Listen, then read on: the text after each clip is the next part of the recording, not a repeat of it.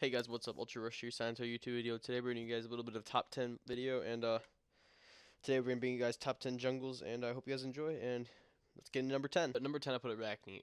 There was a lot of guys I could put at number 10, but I feel like Arachne really deserved it. Just her lockdown is so good at low levels, and just how much damage she can do when she gets online. So one of the reasons why I did pick Arachne over other assassins that could have had this number 10 spot is her lockdown, her escape, plus the amount of damage she does. So when you're playing Arachne and you gank into a lane, it feels like you can stick to them with your 3. They can't get away. And then even if you get into a bad situation, you have your ult to get you out. So when I play Arachne in the jungle, I like to upgrade my 1 first, and then my 2, and my 3. But I don't know. It's different about how you play her. That's why I did pick Arachne number 10, and I really do think she's underplayed, and she deserves to get played more. Her lockdown is just so good on each character. Like, nobody gets away from her just because of how her 3 sticks, and that is why I did put Arachne number 10. So, yeah. Hope you guys think Arachne was a good choice for 10. There was a couple other ones I could have put there, but really do think that Arachne's underplayed, and she deserves to get played more. At number 9, we have Thord. Now, Thor is another really underplayed god right now. In Season 3, he really took off. He was really good in the jungle. Season 4, not really anymore. He still has really good gold presence ult. That's why I did put him at 9. His ult is really aggressive and really good for ganking lanes. And ganking lanes is number 1 thing in jungle, obviously. And he's got a really good kit. He's got a getaway within his 1. And he also has double tap that his 1 double taps and does a hell of a lot of damage. And again, his ult makes Thor Thor. That's just what I gotta say. Like, his ult is really good. If you can hit his ult, you're a good Thor player. And most people can hit his ult because it's not really hard, but you know. So yeah, he just needs to get played more. Like, I don't understand how he fell off. I don't know where he fell off at. Maybe just because the other assassin got really OP. And again, he's got his 3, which is really good for clearing jungles, and his 2 is just really good for like it's just a really supportive move. Like, it makes him a really good bruise assassin. And his ult does so much damage. His 3 does so much damage. His 2 does so much. Like, 2 is such a good ability. Like, right there. Just like the cutoff on that Raijin that just ended his life. And it's just a really good ability. And I wish Thor would get played more. Like, I should play him more, but I don't know. He'll probably come back next season. Season 5 probably. He'll probably be back in the game when they'll actually do something about nerfing God. At number 8, we got Wheelix. So Wheelix is a really strong god. Yes, I know. I shouldn't have put it this low, but I really do feel like if you fall behind with her in this meta, she's not that good. Like, she falls off really hard. And if you don't know how to snowball either in the jungle, then a Wheelix is not your god. Now, Wheelix is really good. Her feather step by far is one of the most hard-hitting damage early game abilities there is. So it makes her really viable early game. Her ult is really strong. People with leaps, like, I don't know, on her. Really good against on hers and stuff like that. Her 3 is really good. Knocks people up. Does decent damage. Is not too bad in ability. There's worse abilities in this game, but it's pretty strong. And her 1 makes her really mobile in the jungle. And how, if you can right click, it does not go on cooldown. That is really strong. It makes the Wheelix really, like, just such a strong god. I know I put her at 8, but I really don't think she deserves to be any higher, just because if you do fall behind, you can't. There's no way you're coming back. And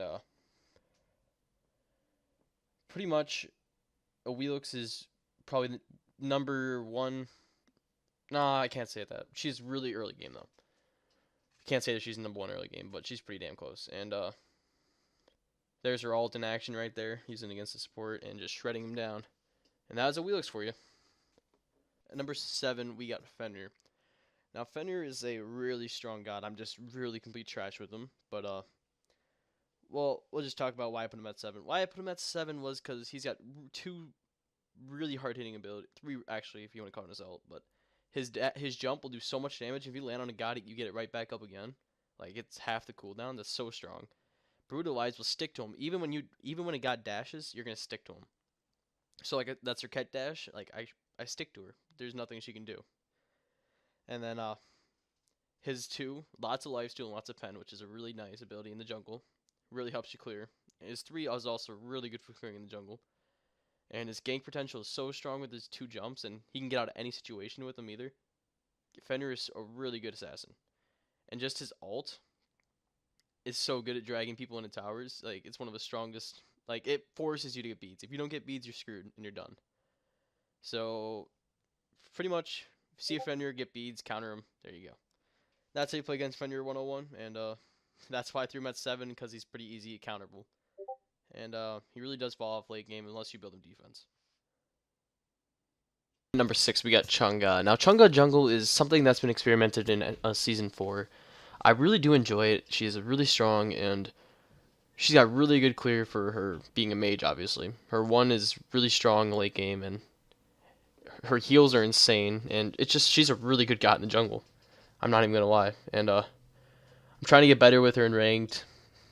My teammates still yell at me when I play her in ranked, and still okay.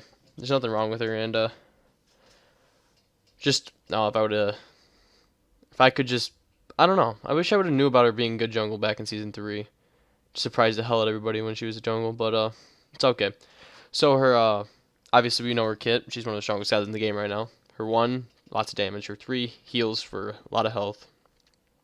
Her 2 is an after ult every 17 seconds, which is really nice, and she's just a really strong god overall. Coming in at number 5, we have Serket. Serket is a really strong god, yes. She has really good mobility too. She's the most mobile jungle in the game with how far her dashes / sleep go.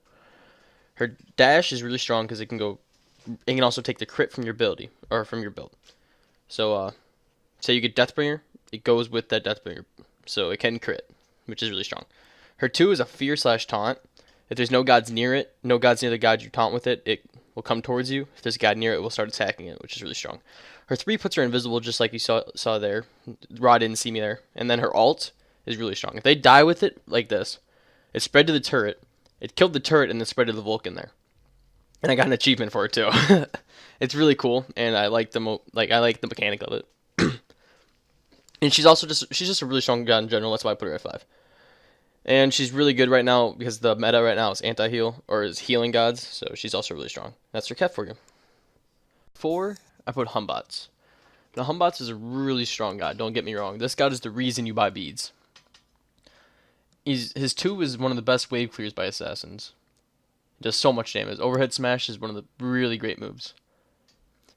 His 1 gives him so much ganking potential. Like, in all these videos, I gank with my 1 right at the start. And it leads into a couple kills. And if you don't get beads, you die to him every time because his ult is so strong. His 3 is really cool. It bounces from all enemies hit by it, and you teleport to it when it's finished moving. And then, just like there, I teleported. There's the ult. Agni had no beads in this game, so it was really easy to gank him. And you're going to learn. If you play against Hunbots, you have to get beads. Like, it's just something you have to do. And then, he's just really strong, and it's really pretty stupid.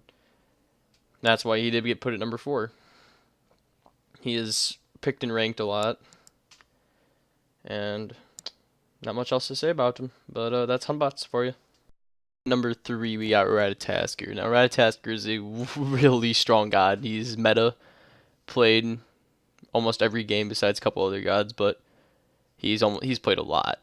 His 1, really strong dash that does a lot of damage that stops an enemy god hit. 2, really good wave clear that hits it hits twice when you go around and does a lot of damage. His 3 can stun, and his ult knocks up, which is stupidly OP that leads right into his stun. This god has not been nerfed in like 4 patches, which is very upsetting.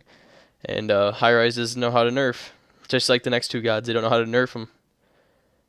It's what makes the out-of-meta gods really hard to play.